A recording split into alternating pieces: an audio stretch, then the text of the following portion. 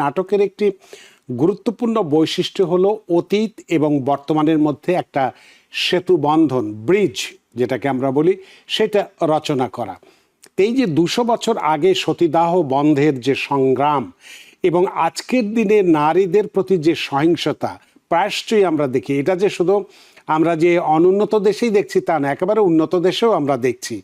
এই যে সহিংসতা, এই দুইয়ের সময় বা এই দুই সময়ের মধ্যে আপনি কি ধরনের সম্পর্ক দেখছেন বা দেখেন? যা রামমোহন রায়ের যে চিন্তা চেতনা, বিশেষ করে এই সতীদাহর বিষয়টি নিয়ে, যে লন্ডনের প্রিভি কাউন্সিলে সতীদাহ নিয়ে একটা আইনি লড়াইয়ের বিষয়টিও দেখানো হয়েছে, আপনি সম্ভবত দেখিয়েছেন এই নাটকে। সেই সময় একজন ভারতীয় সমাজ সংস্কারক কিভাবে এত বড় একটি সামাজিক প্রশ্নকে আন্তর্জাতিক এবং আইনি পরিসরে নিয়ে গেলেন, এই অংশটি দর্শকদের সামনে আপনি এই নাটকের মাধ্যমে কিভাবে উপস্থাপন করেছেন?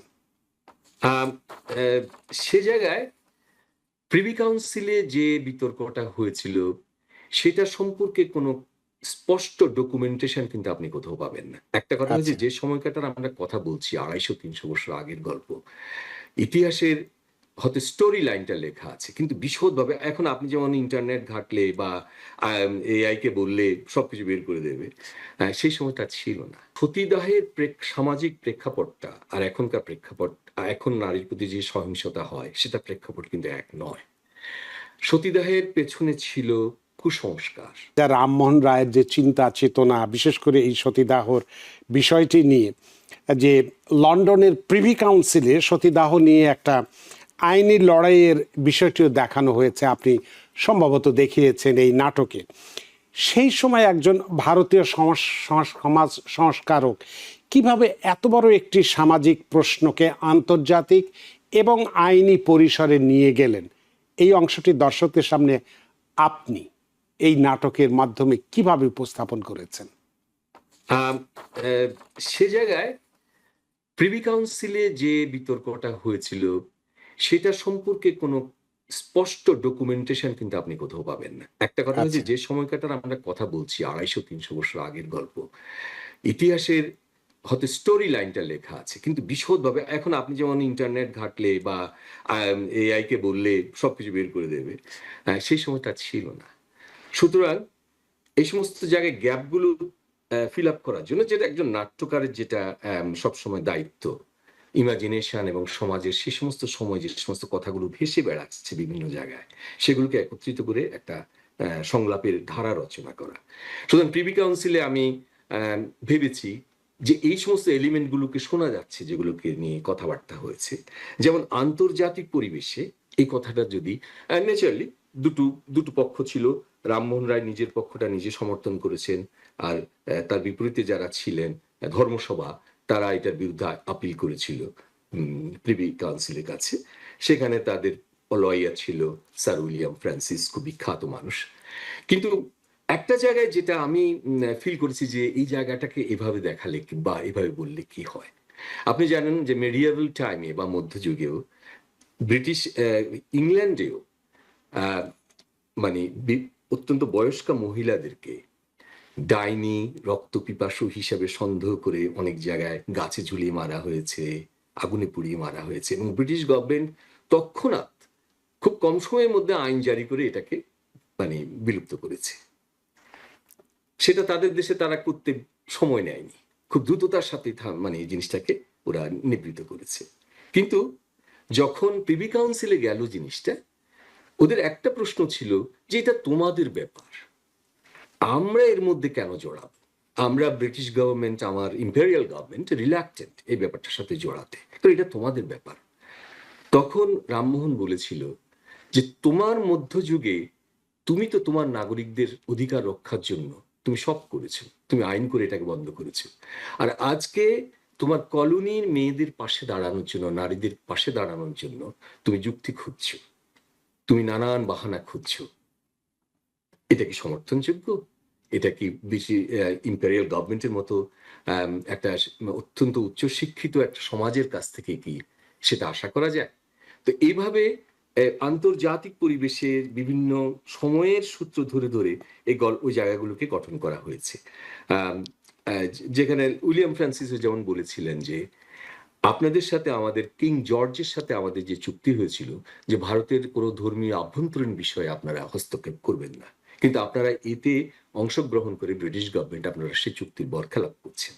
তো ওই জায়গাগুলোকে তুলে আনা হয়েছে, যেগুলো ভেসে বেড়াচ্ছে বিভিন্নভাবে, যে এই কথাগুলো হয়েছিল সেগুলোকে আমি রূপ দিয়েছি। আহ এজন্য ওই পরিবেশে অত বড় একটা জায়গায় যখন আইনি লড়াই হয়, ন্যাচারালি আন্তর্জাতিকভাবে যে সমস্ত প্রশ্নগুলো ভেসে বেড়ায় ওই সময়ে কলোনিয়ালিজমের সাথে তার তার যে উপনিবেশগুলো আছে, তারা যে বিচার পাচ্ছে না, তারা যে ব্রিটিশ গভর্নমেন্টের কাছ থেকে সেম ট্রিটমেন্ট পাচ্ছে না, সেই কথাগুলোকে আমার মনে এসে আমি সেই কথাগুলোকে তুলে এসে সে সময় আন্তর্জাতিক পরিবেশে সেটাই ছিল রাজনৈতিক সত্য, রাজনৈতিক চ্যালেঞ্জ, যে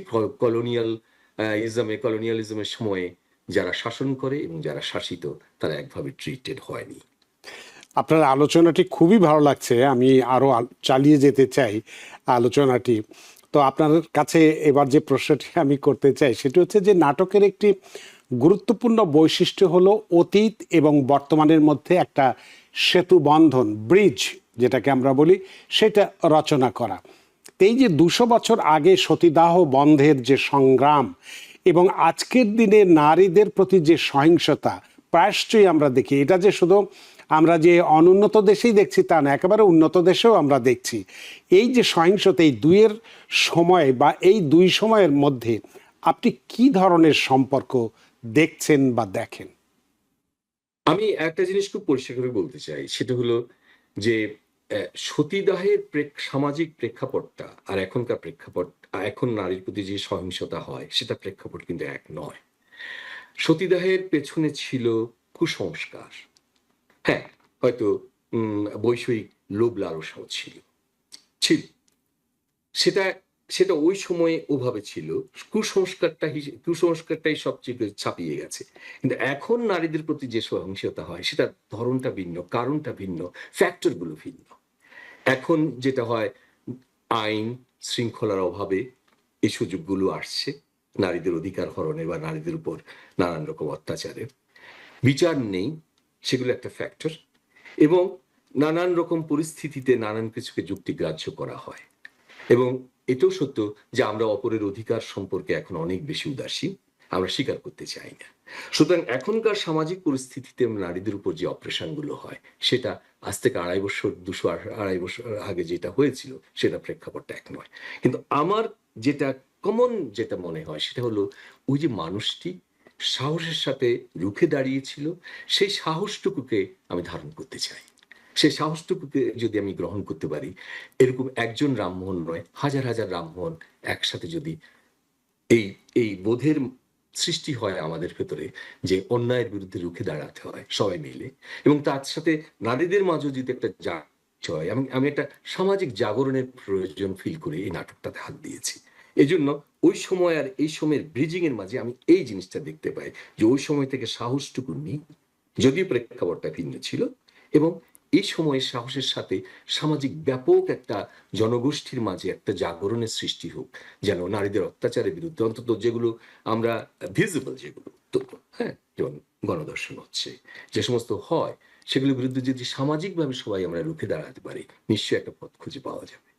তো আমি এই ব্রিজিংটা দেখতে পাচ্ছি।